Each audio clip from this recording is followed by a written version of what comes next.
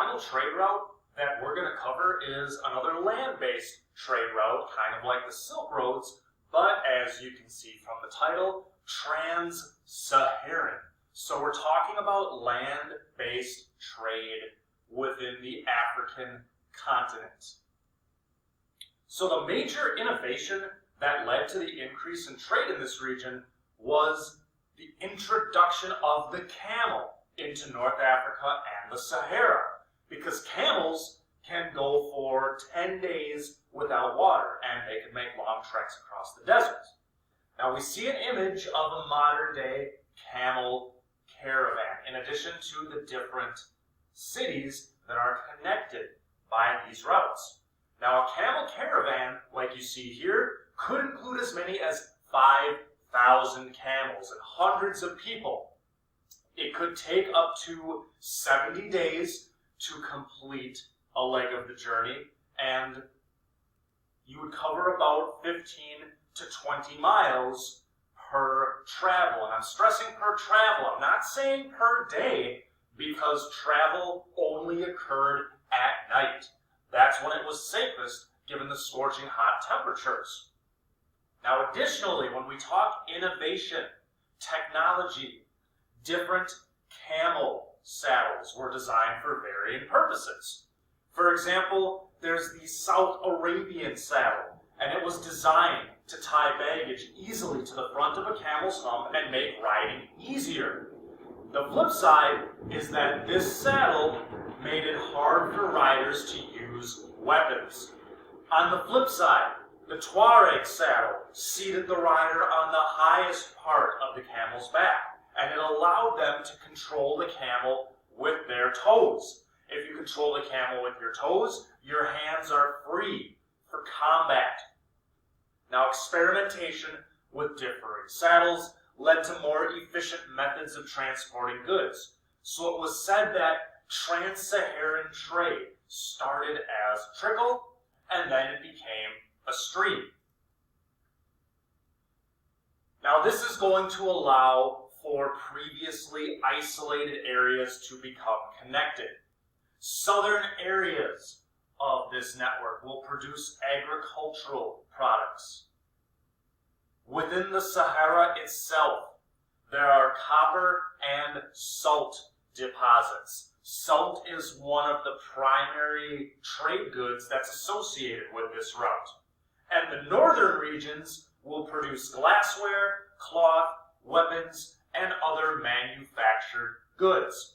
Now, gold is highly sought after from the grasslands and forests of West Africa. So that's kind of the X factor, the gold factor. The increased trade is going to lead to the emergence of wealthy empires and city-states, like that of Ghana, which is well before our time frame, Mali, which is within our time frame, and the Songhai, which is a little bit after our time frame of circa 1200 to 1450. Given that Mali is within our time frame, we're going to examine that particular example of a state that rises due to trade. And we can see the extent of the Mali Empire at its height. You might have heard of Timbuktu. Now, Malian history, their oral history tells us about their rise, and it wasn't really recorded until the 20th century. Each king had a griot. This word here is pronounced griot. A griot is an oral historian who knew the history of his ruler's predecessors. And it was the griot's job to record. When we say record, we're thinking remember, frame the new history of the reigning king. Griots occupied an honored place in Mali society due to their extensive knowledge, and they often served as advisors to the king. Their death, the death of a griot, signifies that a piece of history is now gone. Now, this emphasis on griots and oral history and the lack of written records from this time are contributing factors as to why Africa has somewhat been historically marginalized within the scope and scale of world history. The kings of Mali converted to Islam around the year 1068, and although Mali was Muslim, the inhabitants were what we would call non-traditional. They didn't behave in a way that might be expected of traditional Muslims. The traveler Ibn Battuta complained of mingling between the genders. Alright, so when Ibn Battuta went to the known Muslim world, amongst his travels, he went to Mali, he complained that men and women were socializing too much. And descent was determined by the mother rather than the father. This was seen as somewhat non-traditional. It's very difficult to match up oral histories because different griots emphasize different aspects of Mali life. So, for example, some believed that the king Sundiata's taming of the spirits was key to success, while some thought that the king Mansa Musa, who supported Islam, some felt that his support for Islam was much more important. So this really speaks to the idea of history not only being a story, but history being perspective. It's all within the lens in which you view it. Now the story of King Sundiata, and you can see the years that he reigned. Alright, this is his reign. The story of King Sundiata is our most detailed source of Mali. He was born to a king and the king's humpback wife. And he didn't walk until age 7, so it was believed that because of this, he had special powers. He eventually received his own griot, and he became a strong and powerful warrior who ruled over the kingdom. Now, as Sundiata builds up the empire, we find that trade and taxation, it's the same old story. Taxation of trade is key to wealth, and each successive king used this wealth to extend their influence in the region. The empire at its peak stretched 1,000 miles from east to west, and it became wealthy enough to lead full armies of cavalry into battle.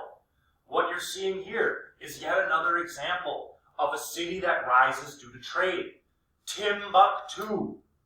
Timbuktu was a terminus, meaning it was one of the end points along the Trans-Saharan trade routes, and it became an intellectual center of Islamic learning.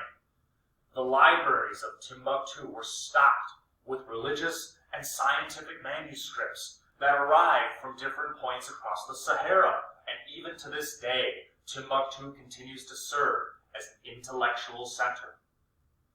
Now, truthfully, the man of the hour when we talk Mali is this person here, Mansa Musa. Mansa translates to supreme ruler, and Musa is Arabic for Moses. So Mansa Musa is King Moses, and he warrants special mention partially because he, when adjusted for inflation, he may be the wealthiest man who ever lived. He made a pilgrimage to Mecca. Remember, one of the 5 pillars of Islam is you make a pilgrimage to Mecca, the Hajj. His pilgrimage included 500 servants. Each servant had a gold staff weighing 6 pounds. Solid gold staff, 6 pounds. Yes, that's 3,000 pounds of gold, just for the servants. His 100 camels in his caravan carried his travel money, which was about 700 pounds of gold. Since charitable giving is another tenet of the Muslim faith, or the Islamic faith, he passed out gold to the poor in cities that he visited, like in Mecca and Medina, and he reportedly commissioned the building of a mosque every Friday. He was so well known that traders from as far away as Venice and Genoa in modern-day Italy soon added Timbuktu to their travel maps.